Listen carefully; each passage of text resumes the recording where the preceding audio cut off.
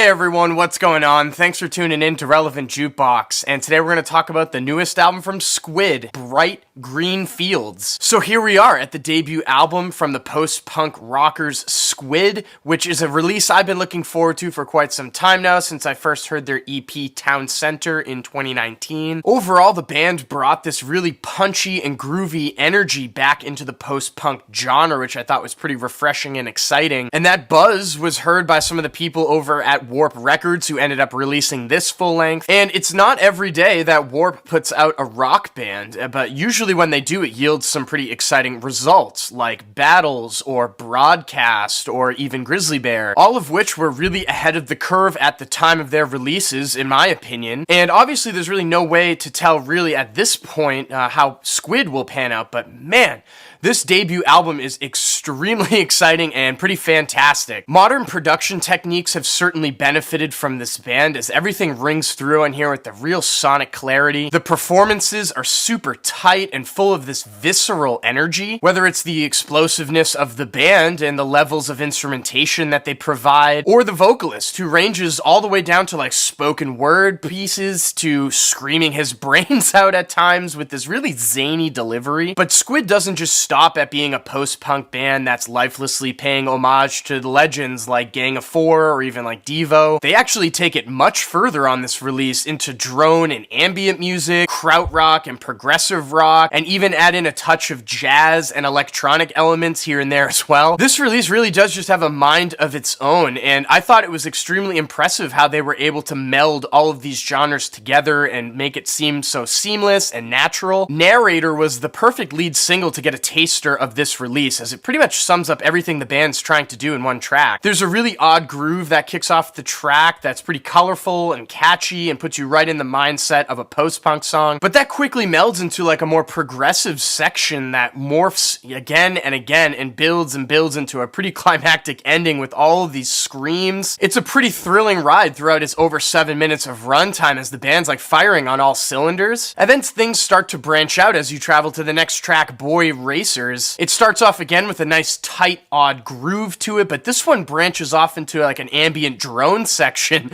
that continues throughout the rest of the track that turns me into like that guy that's laying down in the grass on the cover. This section and also the track Documentary Filmmaker serve as a couple cool down spots until this point, until it shifts into the second half and things get a lot noisier and off the walls. Like the track Peel Street, for example, which might be my favorite on the whole record. I get a little bit of Liars vibes on the groove on this one, especially with that digitized melody that's looped in. I love how intense and momentous the groove that they hit is as it drives forward, but this track, like many others on here, is a multi-phased experience as well that goes through a more smoothed out section just to come back and get even noisier and crazier to end in basically a whisper. So yeah, I mean, I could sit here all day and list off the nuances and details of all of these tracks, but I mean, it's pretty safe to say overall that I really love this album, and I even had some pretty high expectations going into it that I didn't think would be met. The performances, the songwriting, the recording clarity, and the ideas on here come together in such an incredible way. I was hooked right out of the gate, actually, with that weird kind of like warped, bubbly intro that leads into the sinister groove of GSK, right up until that explosive 8-minute closing track, Pamphlets, to finish the album off. I guess the only spot on here that I thought could have been left out was that little interlude, The Flyover. It's like a little 1-minute long instrumental cut that doesn't really enhance the tracks around it or the flow of the album. I don't know, just could have been left out maybe. But seriously, a minor complaint, this album was fire. And with that being said, I'm feeling a 9 over here on Bright Green Fields. So those of you vinyl collectors out there, thankfully this did get a nice deluxe pressing that's on a limited green color variant that I believe is limited to only independent record stores. Squid does have a few copies left up on their Bandcamp, so I'm going to leave links down below, and also to Warp Records if you guys want to grab a copy. I highly suggest it before it sells out. And if you have listened to Bright Green Fields already, let me know what you thought about it in the comments section down below. And as always, thank you so much for watching. Make sure to like and share, and if you want more content from me, hit that subscribe button. Peace.